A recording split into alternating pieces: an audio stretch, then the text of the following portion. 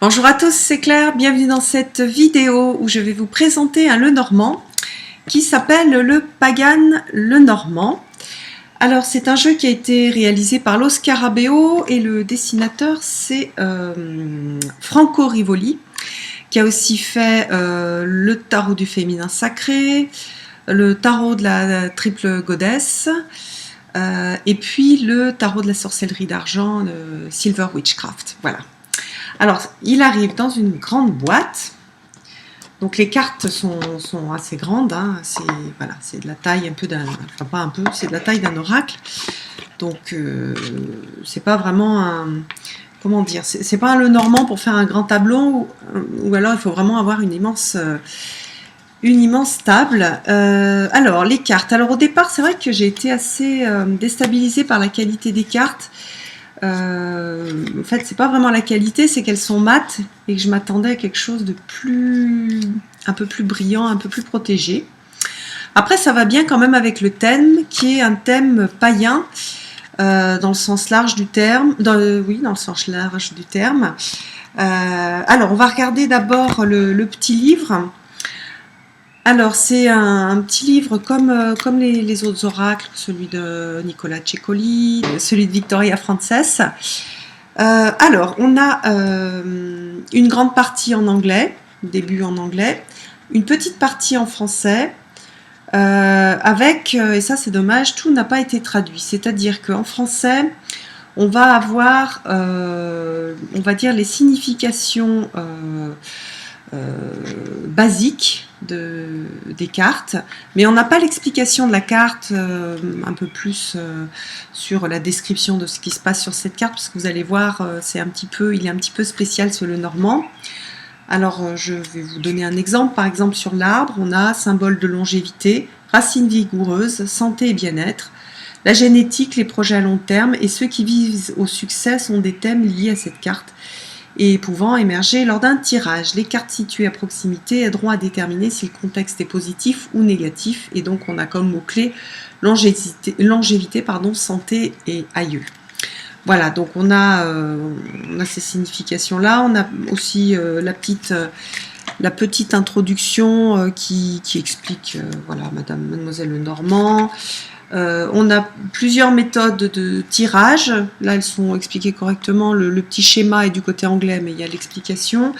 Moi, j'utilise pas ce type de tirage, même si je trouve que pour celui-là, vous allez voir, les images sont super parlantes et c'est un petit peu plus qu'un Lenormand.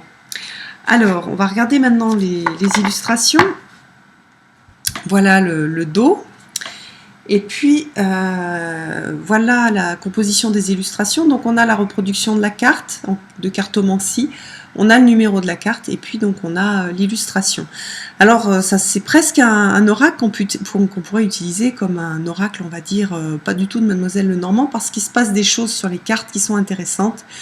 Comme ici, vous voyez qu'il y a, on peut utiliser donc le jeu en disant, c'est celui qui apporte ici là, le messager qui va apporter aux quatre personnages un message. Hein, là, c'est les messages, les nouvelles. Mais on peut aussi, si on voulait en faire un autre oracle, dire, voilà, lui il prend ce chemin-là, l'autre va se prendre ce chemin-là. Donc il y a une histoire de choix. On pourrait aussi interpréter ça comme ça. Alors j'aime énormément, moi, l'ambiance de ce Lenormand. À chaque fois, on se retrouve avec ces quatre personnages de couleurs différentes qui représentent les quatre couleurs le feu, la terre, l'eau et qu'est-ce que j'ai oublié, l'air. Donc c'est assez sympa, on reconnaît assez vite. Celle-ci, bon, c'est le trèfle. C'est vrai qu'on pourrait se dire peut-être c'est la maison. Non, là, on a quand même une grosse partie avec un trèfle. Et on a des gens qui jardinent. Donc, l'accent est mis aussi sur la partie païenne, c'est-à-dire l'utilisation là des plantes.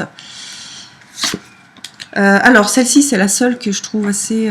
qui dénote un petit peu dans le jeu, puisque là, on a un yacht, même si on retrouve les personnages. Par contre, on a bien la signification de vitesse et d'aller loin. Vous voyez qu'on retrouve... c'est exactement les cartes que moi j'ai sur le petit Lenormand sur lequel j'ai appris. Donc c'est sympa. Voilà, la maison, l'arbre. Et vous voyez que là, on a des rituels, en fait. On est sur des cartes avec des rituels.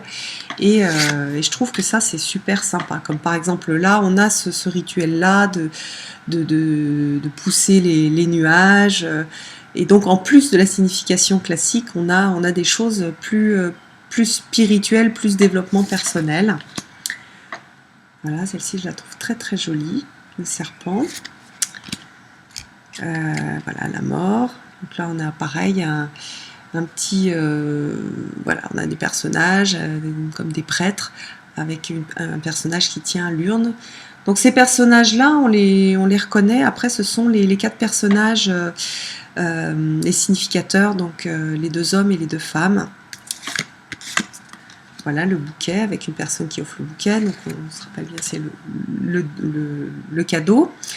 Voilà, là au lieu de récolter du blé, on récolte à la pleine lune, on dirait de la lavande. Ça c'est plus traditionnel. Ici on a les oiseaux avec l'échange. Ah, j'adore la carte de l'enfant, je la trouve super jolie. Et alors là, c'est ce qui m'a le plus plu, ce qui m'a attiré dans ce jeu-là, c'est qu'on va invoquer des animaux totems. Donc ici, on invoque le renard, l'ours. Donc on retrouve, hein, ce sont les cartes de Mademoiselle Lenormand, mais sous format de cartes d'animaux totems. Ici, vous voyez, sous les étoiles, on a les 4 personnes qui sont sous les étoiles. J'adore, je trouve hyper belle cette représentation aussi. Donc ici, on a la représentation de la cigogne, le chien, la tour. Chaque fois, on a souvent la pleine lune. Le jardin, avec ici, je trouve aussi une belle histoire liée au jardin. Donc ça, c'est le jardin dans lequel on se promène pour réfléchir, pour revenir à soi. C'est intéressant parce que dans le jardin, on a quelque chose de la communauté, du groupe. Et là, on a du groupe, mais quand même de rester soi dans le groupe, je trouve que c'est voilà, c'est un chemin de méditation en fait. Et on arrive jusque, je ne sais pas si vous allez bien la voir, la statue qui est une statue traditionnelle, une reproduction d'une statue qui représente la déesse mère. Ah, j'adore celle-ci, elle est super mignonne, même si elle fait plus... comment dire, elle fait moins païenne, mais voilà, on a les petites souris. Le choix des chemins. Et ici, c'est pareil, c'est sympa, on a les personnages qui tirent une carte. Bon, plus classique. Voilà, l'alliance. Le livre. Superbe. C'est marqué Dark Shadows. Voilà, le livre et la lettre, avec ici donc des runes. Le personnage aussi est en train d'écrire avec une écriture runique. Et là, donc, on a les 4 personnages. Ça, c'est le personnage masculin qui représente aussi le personnage du feu en rouge. Et on a un indien. Personnage féminin avec une femme qui représente donc l'eau. Alors, ce que je voulais vous montrer, c'est que les personnages, on peut les associer. Vous voyez, on a un seul paysage. Ensuite, donc, un autre personnage masculin. Bon, c'est celui que je préfère. Je le trouve super beau, celui-là. Et c'est pareil, on peut l'associer avec l'autre personnage féminin, sachant qu'on peut aussi associer les deux masculins, enfin bon, bref, on fait des paysages avec tous les personnages. Voilà, personnage féminin, plutôt asiatique.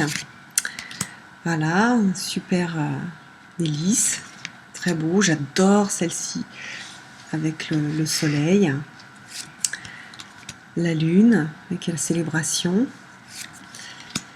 la clé un peu plus traditionnelle, les poissons, et l'encre, pareil, plus traditionnelle, et la croix, donc là on a une croix celte. En résumé, je trouve que ce jeu est assez polyvalent. Alors il va permettre de faire des petits tirages, vraiment type le normand, avec 3 cartes, 9 au maximum.